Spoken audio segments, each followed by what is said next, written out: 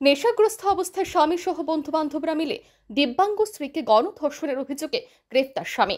জানা গেছে, রাজধানী আগরতলা শহরের যমুনানগর এলাকার রঞ্জিত দের ছেলে সুব্রত দে আমতলী থানার অন্তর্গত চৌমুহনী বাজার এলাকার এক মেয়েকে বিয়ে করে শ্বশুরবাড়িতে ঘর জামাই হিসেবে বসবাস করত। এদিকে সুব্রত দের স্ত্রী ৭৫% দিব্যাঙ্গ। এরই মধ্যে চলতি বছরের জানুয়ারি মাসের ৫ তারিখ সুব্রত দে তার বেশ কয়েকজন বন্ধু বান্ধবদের নিয়ে শ্বশুরবাড়িতে মদের আসর জমায়। সুব্রত দে সহ তার বন্ধুরা আকণ্ঠ মদ্যপান করে নেশাগ্রস্ত অবস্থায় দিব্যাঙ্গ গৃহবধূর উপর জোরপূর্বক ঝাঁপিয়ে পড়ে তাকে ধর্ষণ করে। পরবর্তী সময়ে ১৪ই মার্চ ধর্ষিতা গৃহবধূর পিতা অভিযুক্ত সুব্রত দে সহ ৭ জনের বিরুদ্ধে আমতলী থানায় ধর্ষণের মামলা দায়ের করে। আমতলী থানার পুলিশ এই ব্যাপারে একটি মামলা নথিভুক্ত করে এবং আমতলী থানার সাব ইন্সপেক্টর সুস্মিতা দেবনাথ এই মামলার তদন্ত শুরু করে। এই ধর্ষণী মামলার তদন্তক্রমে পুলিশ মঙ্গলবার রাতে অভিযুক্ত স্বামী সুব্রত দেকে গ্রেফতার করে, কিন্তু এখন এই ঘটনার সাথে জড়িত বাকি ৬ জন পলাতক বলে জানিয়েছেন পুলিশ।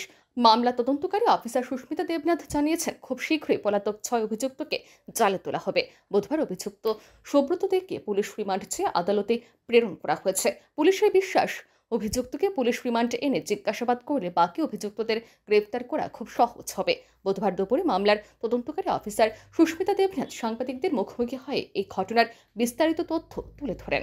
আমরা থানাতে গত 14/3/2025 কেস নাম্বার 30 একটা কেস রেজিস্টার হয়, রেপ কেস। এই রেপ কেস মূলে আমরা আসামিরা আটক করি এবং অ্যারেস্ট করি। আসামির নাম হয়েছে সুব্রত দে, অ্যাকচুয়ালি ভিকটিমের হাজব্যান্ড আসামি। তার সঙ্গে আরও 6 জন বন্ধু আছে, ওরা সবাই মিলে একটা গণধর্ষণ করার চেষ্টা করে, এই জন্য রেপ কেস হয়।